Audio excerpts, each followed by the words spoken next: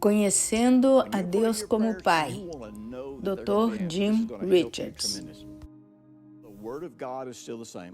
Quando você ora, você quer que suas orações sejam respondidas. Isso vai lhe ajudar tremendamente.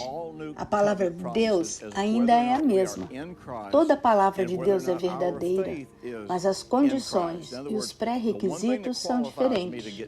Todos os pré-requisitos para todas as promessas da nova aliança se baseiam em se estamos ou não em Cristo e se nossa fé está ou não em Cristo. A única coisa que me qualifica para ter todas as orações respondidas é o que Jesus realizou, o que ele recebeu por meio de sua fé, a herança que ele obteve na ressurreição e o fato de que estou nele e compartilho dela. É isso. Nenhum problema é maior do que o outro. É incrível como pensamos que o câncer é maior do que o resfriado comum, num plano natural. Mas isso não está baseado no que a palavra de Deus diz e no que a palavra de Deus promete. Tornamos os problemas grandes ou pequenos com base na maneira como os vemos. Existem duas leis na nova aliança, como as chamam, que são princípios que você realmente precisa entender se quiser ser eficaz na oração. Quero que você seja capaz de orar e saber que sempre terá uma resposta, que sempre poderá orar e obter os resultados desejados com base na palavra de Deus. Aqui estão as duas leis sobre oração da nova aliança que considero prioritárias. Número 1.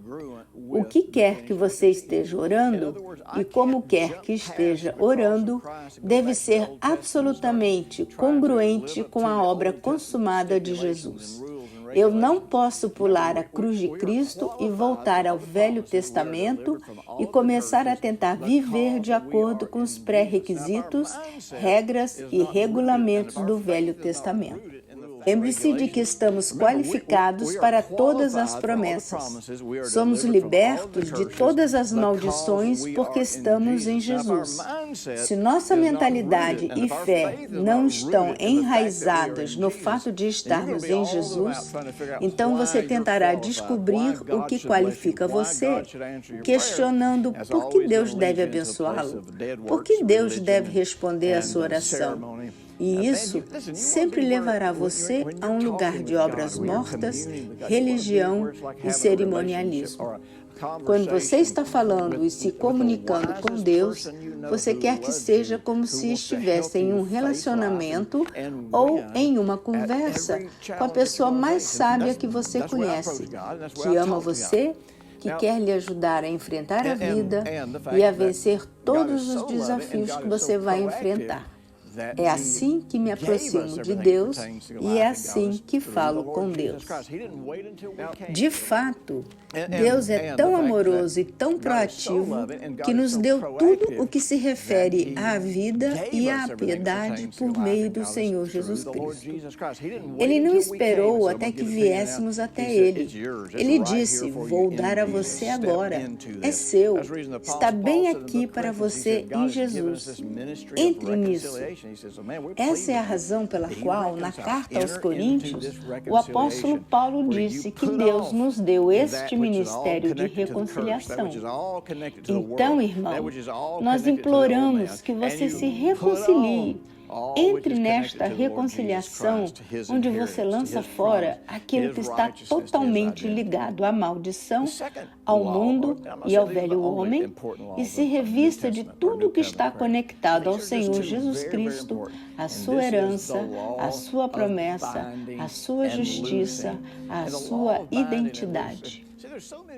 Essas leis são muito importantes e não são as únicas leis importantes sobre oração na nova aliança. A segunda lei é a lei de ligar e desligar. Há muitas coisas na nova aliança que pedimos a Deus para fazer, as quais Deus já nos disse para fazer. Estamos orando e pedindo a Deus que resolva os problemas de nossas vidas, quando a verdade é que Deus não precisa fazer nada para resolver os nossos problemas. Precisamos acreditar na verdade sobre quem somos em Jesus, o que temos em Jesus e o que podemos fazer em Jesus. Precisamos nos revestir disso de forma que se torne a forma como vemos, percebemos e sentimos sobre nós mesmos, como sendo a força e o poder com os quais vivemos e enfrentamos a vida. Em vez disso, as pessoas imploram a Deus para mudar algo em suas vidas. Se você quer algo em sua vida, você precisa tomar uma decisão. Você tem que decidir que quer que sua vida seja diferente. Você tem que decidir como quer que sua vida seja. Se deixarmos de tomar uma decisão, o padrão será sermos guiados por nossos sentimentos, emoções e ideias.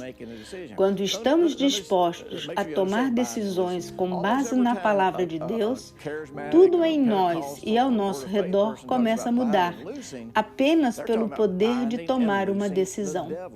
Fomos criados à imagem e semelhança de Deus, então ligar e desligar é muito parecido com tomar uma decisão. Deixe-me ter certeza de que você entende o que é ligar e desligar. Quase todas as vezes que uma pessoa da obra carismática, pentecostal ou da palavra da fé fala sobre isso, ela está falando sobre ligar e desligar o diabo. Jesus não nos disse para fazer isso. Ele nos disse para ligar e desligar. E o que ligamos e desligamos é o que está acontecendo em nossa própria vida e em nosso mundo. Quando ligamos algo, estamos declarando que é ilegal. Isso nos traz de volta para o ligar e o desligar. Estamos declarando que isso é ilegal e estamos optando por não o ter em nossas vidas. Quando desligamos algo, estamos declarando que é lícito e permitimos que entre em nossa vida. Como sabemos o que devemos ligar e desligar? No original em grego, está se falando sobre o que está amarrado ou é ilegal no céu através da obra consumada de Jesus e da ressurreição de Jesus. Se foi declarado ilegal, então não tem direito em sua vida e você não tem que aceitar isto. E se Jesus obteve, por meio de sua morte, sepultamento e ressurreição, então se torna uma promessa. Isso é seu. E você não deve permitir que o neguem, porque ele é seu. Isso realmente muda tudo, porque lembre-se que no Antigo Testamento as pessoas oravam tentando acreditar e operar a fé para crer no que Deus faria no futuro. Nós temos orado e operado a fé com base no que Deus já fez no passado, e isso muda tudo. Sempre ore com base na obra consumada, o que significa que sempre vai ser positivo. Você sempre estará focando nas soluções e não nos problemas. Sempre estará no tempo presente, porque Deus é um Deus de agora. Os discípulos e os judeus tiveram problemas em ver Deus como um Deus eterno, que existe independente do tempo e do espaço. E não existe ontem ou amanhã com Deus. Há apenas o agora. O que significa que, até trazermos os resultados para este momento em que estamos agora e os entendermos como sendo nossos, neste exato momento, então não estamos operando com o tipo da fé de Deus. Sempre queremos que nossas orações, nosso ligar e desligar sejam pessoais. Isso é sobre mim. Isso não é sobre mais ninguém ou sobre o que os outros precisam fazer ou ver. É apenas sobre mim e meus problemas. O mundo sempre ficou confuso com a oração, e é por isso que os discípulos queriam saber como Jesus orava, como era e como parecia quando ele orava. Eu não quero bater em ninguém e posso entender como algumas pessoas entendem isso de maneira errada. Existe uma ideia de que Jesus era um mestre da lei e, portanto, operava sob a velha aliança e, portanto, não podemos realmente seguir seu ensino ou estilo de vida. Eu entendo o que as pessoas querem dizer quando dizem isso, e eu entendo a confusão. Eu não duvido que em algum lugar no início da minha vida eu até devo ter dito algo parecido com isso. Mas a verdade é que Jesus não era um mestre da lei. Ele era um mestre do reino de Deus. Ele veio para nos mostrar como seria a palavra de Deus se tivesse sido colocada em prática a partir das intenções originais de Deus. O mundo tem estado confuso sobre tudo a respeito de Deus, porque as pessoas que estavam tentando explicar as coisas aos seguidores de Deus eram pessoas que nunca tinham visto Deus face a face. Elas não tinham o Espírito Santo nelas, elas não tinham nascido de novo. Eles estavam apenas tentando entender intelectualmente a palavra de Deus e interpretá-la para eles, dizendo-lhes como deviam colocá-la em prática, dando-lhes sua interpretação da palavra de Deus. Isso nos leva a um conceito que descobri quando eu fiz algumas pesquisas anos atrás. Eu não as tenho agora, sobre as palavras louvor e adoração. É que a raiz das palavras louvor e adoração remete a uma palavra que significa dizer de volta. Comecei a perceber que uma das formas mais elevadas de louvor e adoração é quando eu aceito o que Deus disse sobre mim, minha vida, as promessas, sobre Jesus e sobre Ele mesmo. E quando digo isso de volta para Ele, reconhecendo que aceito isso como minha verdade e reconhecendo como minha realidade, esse é um nível incrivelmente alto de louvor e adoração. Deus é um Deus do coração. Essa é uma das coisas mais importantes com a qual você precisará se conectar. Significa que Deus se comunica com você do coração dele para o seu coração, não para o seu cérebro, emoções ou seus 5 sentidos. Deus é um Deus do coração e Ele sempre fala no coração e Jesus mora no seu coração pelo Espírito Santo e é aí que acontece a nossa comunhão com Deus. Nada é real entre nós e Deus se não for real em nosso coração.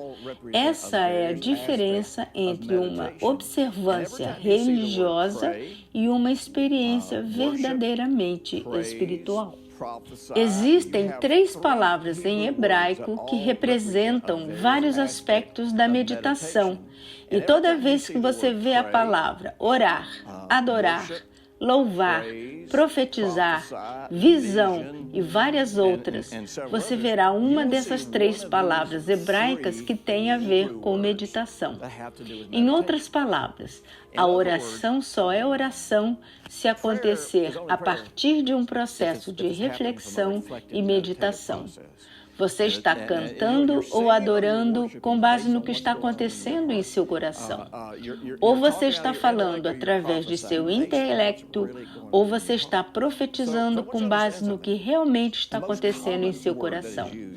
Então, você tem de entender que a palavra mais comum que se usa e que tem a ver com meditação é uma palavra que a religião distorceu. É chamada de santificação, colocar à parte.